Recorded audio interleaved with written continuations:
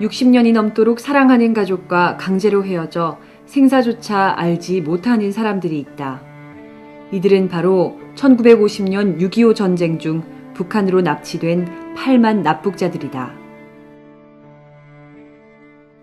1945년 일제식민지에서 해방된 한반도는 곧바로 38선으로 분단되어 남쪽에는 자유민주주의 남한이, 북쪽에는 공산주의 북한이 각각 수립되었다. 북한은 체제 확립을 위해 사유재산 몰수, 지주 및 종교인 등에 대한 숙청을 단행하였다. 이를 피해 지식인들을 비롯한 약 300만 명의 북한 주민이 남하했고, 그 결과 북한은 국가 건설에 필요한 지식인 등 인력이 부족하게 되었다. 그 해방 직후에 또 그 공산당의 그 시달림을 받으시고 심지어 인민재판까지 받았습니다. 월남하셔가지고. 기독교인을 반동분자로 치고 또 친일파는 물론이고 지주계급을 또 처단하고 우리 아버지가 시달리다가 그냥 이 나무를 혼자서 넘어왔어요. 1950년 6월 25일 새벽 4시 북한 김일성은 남한을 공산화하기 위해 전면 기습 남침을 감행했다. 이승만 대통령은 서울은 사수할 테니 피난 가지 말라고 방송한 후 28일 새벽 서울 시민들의 유일한 피난길인 한강다리를 폭파했다. 전쟁 발발 불과 3일 만인 28일에 서울은 북한군에게 함락되었다. 이로 인해 수도 서울에 주로 거주하던 국가공무원들을 비롯한 각계 지도자들, 지식인 등은 피난 가지 못했고 공산치하에 그대로 노출되고 말았다. 북한군은 계속 남진하여 낙동강 방어선인 대구, 부산 지역을 제외한 남한 전 지역을 점령했다. 점령 직후 북한은 전쟁 전부터 세운 계획대로 인력 조달을 위한 조직적 납치를 실행했다. 이를 입증하는 북한 문서로는 국가 건설에 인테리가 부족하니 남조선에서 인테리들을 데려오라는 김일성 담화문과 반동 분자들을 분열 와해 납치하여 국토 완정의 역할을 높일 임무에 대해 기록하고 있는 연천 주재지 사업보고서, 북조선의 농업 및 산업 현장으로 서울 시민 50만을 후송하라고 결정한 북조선 군사위원회 결정사항 18호 등이 있다. 북한에 의한 강제 납북은 메가더 장군 인천 상륙작전으로 1950년 9월 28일 서울이 수복될 때까지 약 3개월간 집중되었다. 납치 장소는 주로 자택 또는 자택 근처였고 납북자 연령은 16세에서 35세에 집중되어 있다. 이는 불가항력적인 전쟁 피해와는 그 양상이 확연히 다른 사전 계획에 의한 선별적이고 조직적인 납치로 전쟁 범죄에 해당된다. 납북을 입증하는 한 미 국무부 문서에는 다음과 같이 기록하고 있다. 감옥에 수감, 감금 또는 감시를 당한 10,000명 이상, 적어도 2만 명 정도의 정치범들이 9월 17일부터 28일 사이에 서울에서 사라졌다. 대다수의 이러한 사람들의 운명은 불확실하고 더 이상 걸을 수 없는 사람들이 무더기로 총살된 증거들이 있지만 대부분은 강제로 북으로 길 따라 걸어 올라간 것으로 믿어진다. 이 조사로부터 받은 일반적인 인상은 공산당이 점령 마지막 며칠간 명령하에 대한민국에 충성한 음악가, 목사, 공무원, 사업가 같은 사람들과 무기를 운송할 수 있는 청년들을 북반부로 전출하는 데 몰두했다는 것과 이 문서의 납북 상황에 대한 기록은 북한의 정치범으로 주목되어 납북된 후 탈출한 김용일 씨의 증언과 일치한다.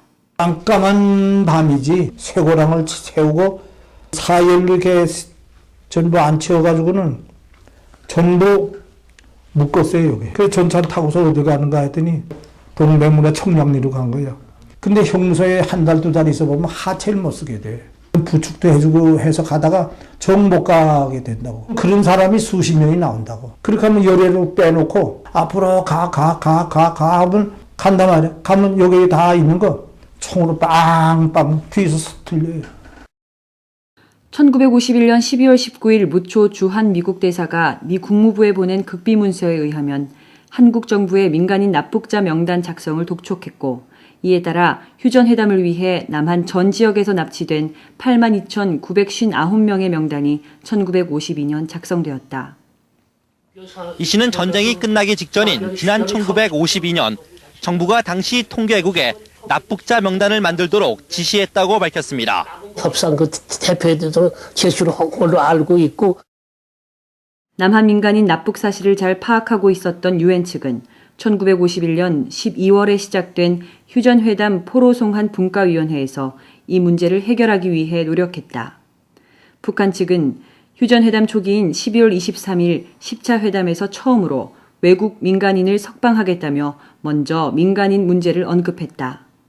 이후 그들은 회담 내내 휴전이 되면 외국 민간인들을 무조건 석방하겠다는 말로 유엔 측의 환심을 얻는가 하면 궁지에 처할 때마다 반복하여 언급하므로 유엔 측을 압박했다. 자신들의 도덕성과 성실함을 과시하기 위해 북한 측은 생존한 48명의 외국 민간인들을 휴전협정 체결 전인 1953년 4월 석방했다. 그러나 민간인 납북 문제에 대해선 북한 측은 자진월남한 북한 주민 50만을 유엔군이 납치해갔다는 적반하장식의 억지 주장을 여러 차례 거듭하며 납북한 남한 민간인의 존재를 철저하게 부인했고 어떻게든 그들의 범죄를 은폐하는 데 전력을 다했다. 이러한 어려움에도 불구하고 유엔 측은 포로 교환에 관한 제안서 2항에 사실상 납북된 민간인이 송환을 원할 경우 유엔군이 수용하고 있는 공산군 포로와 1대1로 교환하도록 했다. 그리고 4항에 별도로 그 외 민간인의 경우 송환을 원한다면 송환하도록 구분했다. 마지막 5항에는 자발적 송환 보장을 위해 국제적십자위원회 대표단의 면담을 제안했다. 그러나 유엔 측의 이 제안서에 대해 북한 측은 1대1 교환 원칙을 민간인에게까지 적용하는 것은 야만적이고 부끄러운 착상이라며 강력히 거부했다. 이어서 북한 측은 국제적십자위원회의 감독 제안도 내정 간섭이라며 거부했다. 휴전협상이 이 문제로 난항을 거듭하자 1952년 1월 29일 47차 회담에서 유엔 측이 민간인과 포로와의 교환 주장을 양보할 의사가 있음을 시사했다. 북한의 주장대로 납북자 송환 문제는 감독 제도도 없이 실향 민간인 귀향 문제에 포함되었다. 마침내 1953년 7월 27일 휴전협정문 제3조 제59항에 실향 민간인 귀향협조위원회를 두어 귀향을 원하는 민간인들을 적극 돕는다는 조항을 명시하고 휴전협정을 체결하였다. 그러나 1954년 3월 1일 실향 민간인을 송환하기로 한 날 북한은 귀향을 원하는 남한 민간인은 없다며 한 명도 보내주지 않았다. 납북자와 그 가족들에게는 그야말로 대재앙이요 비극의 시작이었다. 분노와 슬픔에 잠긴 납북자 가족 회원 수천 명은 1954년 3월 11일 서울 덕수궁에 모여 납북자 구출대회를 개최하여 남편과 아들과 아버지를 제발 돌려달라고 눈물로 호소하였다. 1950년 10월 임시 결성된 가족회는 북한 평양 형무소로 납북된 가족을 구출하기 위해 구출대를 파견하기도 했다. 그러나 납북자들이 갇혀있던 평양 형무소는 이미 텅 비어 있었고 그 내벽에서 어느 무명 납북자의 시 자유여 그대는 불사조가 발견되었다.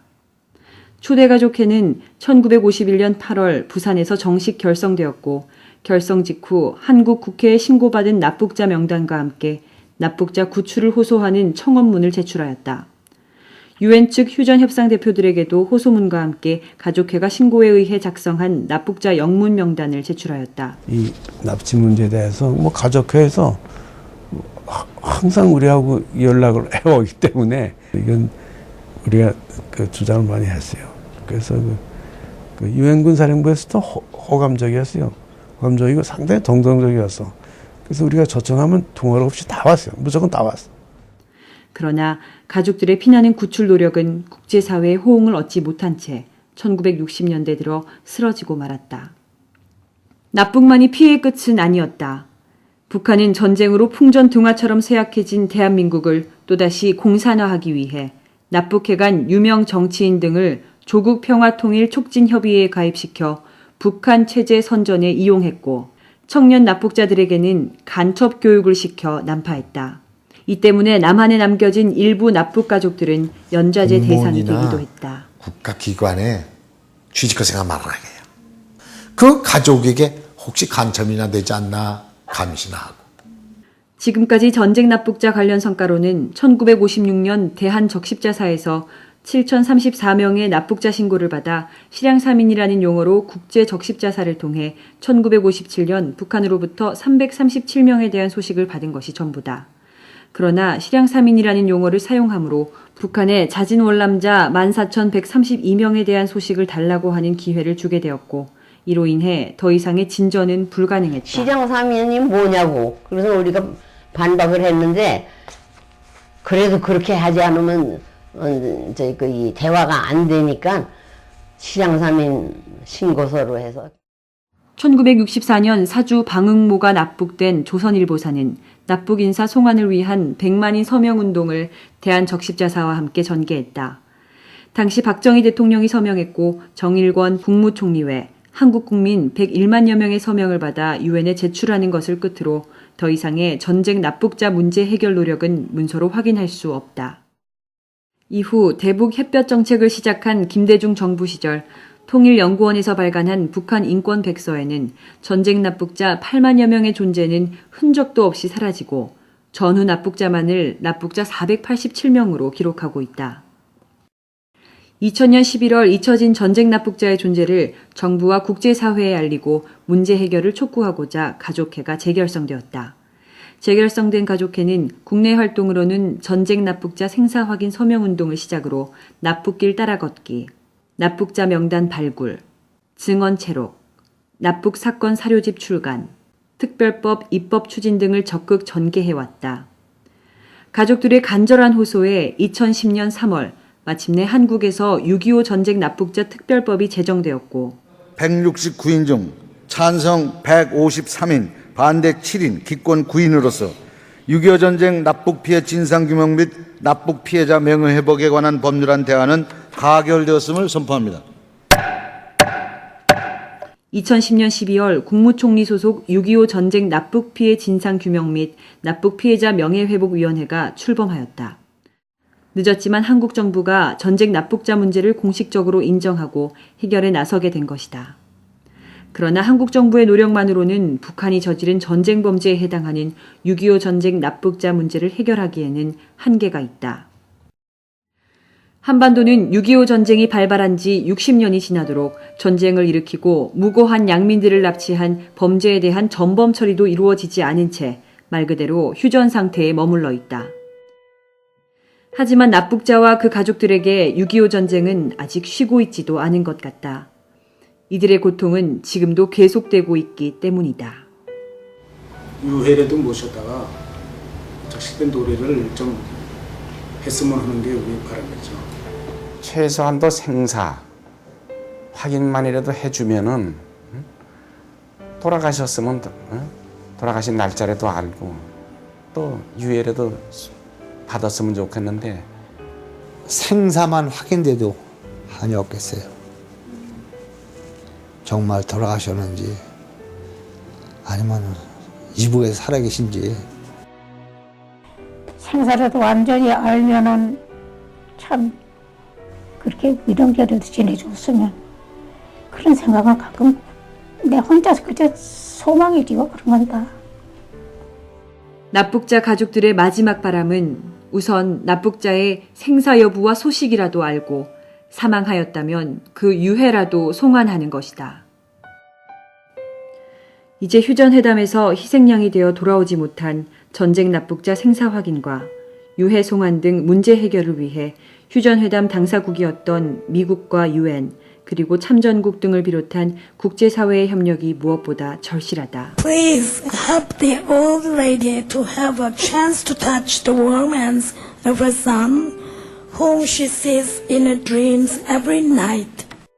전쟁 납북자들이 사랑하는 가족과 조국의 품으로 돌아옴으로 소중한 한 사람으로서의 가치가 회복되고 한반도에 진정한 평화가 이루어지기를 소망한다.